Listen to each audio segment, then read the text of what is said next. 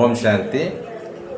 మన తండ్రి పరమాత్మను స్మృతి ద్వారా కొత్త కొత్త విషయాలు, కొత్త కొత్త జ్ఞానం పాయింట్లు వినాలని మనకి అవగాహన లోతుగా వెళ్తుంది. మంచి మంచి విషయాలన్నీ మనం తెలుసుకుందాం.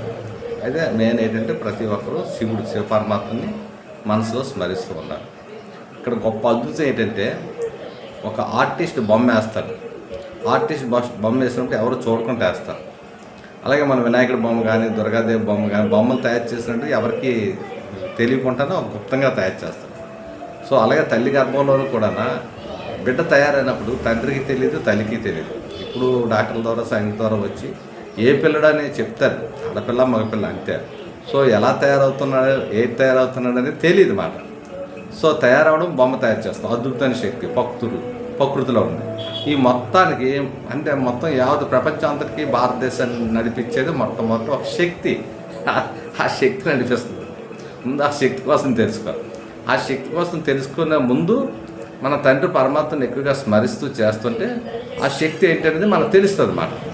అందుకంటే ఆ శక్తి ముందు ఎవరు కూడా చేయలేదు. మనం చూడండి, ఒక ఆదిపర శక్తి అని, కాళికా శక్తి అని, శంకర్ని కూడా ఇది కాళికా దేశాలకు చేసినట్టు తన దాంట్లోనూ కూడా కాళికామాతలో పురుషుల బొరలే ఎక్కువ ఏలగాడినట్టు, పురుషులు ఎక్కువ చేసినట్టు ఉంది. ఇవన్నీ చాలా విషయాలు మాట తెలుసుకోవచ్చు. ఇంకో విషయం ఏంటంటే చాలా ఎవరు మనకి ఆవుల్ని కాపలా కాసేవారు. అంటే అప్పుడు శ్రీకృష్ణుని చూపిస్తారు. అదే మేకలని తోలేవాడు యేసుప్రభు చూపిస్తారు. ఎలా అన్నమాట. సో ఇది ఒక వే ఉంచుకుందాం. అయితే ఇక్కడ ఏం జరుగుతుందంటే చాలామంది ఇప్పుడు ప్రజెంట్లో ఎంతమంది చూసంటే మేకలతో ఉన్నాడు, మేకలు చంపుకొని తినేస్తున్నాడు. కోళ్ళతో ఉన్నాడు, కోళ్ళు చంపుకొని తినేస్తాడు. బాతులతో ఉన్నాడు, బాతులు చంపుకొని తినేస్తారు. అంటే వీటికి రక్షకులు ఎవరు లేదంటే రక్షించేవాడు శిక్షగా భక్షుడే అయిపోతారు.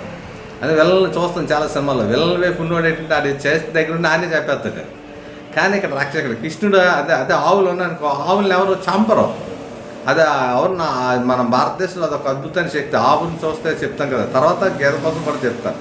అయితే ఆవులో ఉన్న ప్రేమ అమృతం అది దాన్ని చూసినంటే మనకు తెలియదు. ఎందుకు ఆవు పేడ కానీ, ఆవు మూత్రం కానీ, ఆవు పాలు కానీ, ఆవు పాలతో పక్షాభ్రాలు, పరవానాలు, మరి అది మిల్క్ అని ఇంకా రకరకాలుగా అన్నీ తయారవుతుంటాయి అన్నమాట. అంటే ఆవుని అంత ప్రేమ అంటే ఆవు వల్ల మనకు కనుక ఎన్నో లాభాలు, ఎన్నో శక్తులు, ఎన్నో ఆనందాలు. ఈ అమాయక జీవులు మేకల్ని వీటిలే అంటారు అన్నమాట. అంటే మేకలన్నీ తప్ప మేమే అంటే నేను అనుకుంటాను. సో దాని చెప్పడం కోరికలు అయితే కోరికలు మాట్లాడు. ఈ బాతులు ఏంటంటే బ్యాక్ అదే అనుకొని వెళ్తుంటాయి కదా. ఇవన్నీ జ్ఞానంలో చాలా విషయాలు. ఇవన్నీ తెలుసుకున్నప్పుడు ఎంతో సంతోషంగా, ఆనందంగా ఉంటాం. కనుక ప్రతిదీ ఏదైనా మొట్టమొదటి మన పరమాత్మను తెలుసుకొని ఆ పరమాత్మతో ఏ విధంగా సంబంధం పెట్టుకోవాలి, ఏ విధంగా జోడించుకోవాలి తెలుసు. అయితే ఇక్కడ ఏంటంటే అలాగే గుప్తంగా తల్లి బిడ్డలో తేనట్టు మనకు భగవంతుడు కూడా గుప్తంగా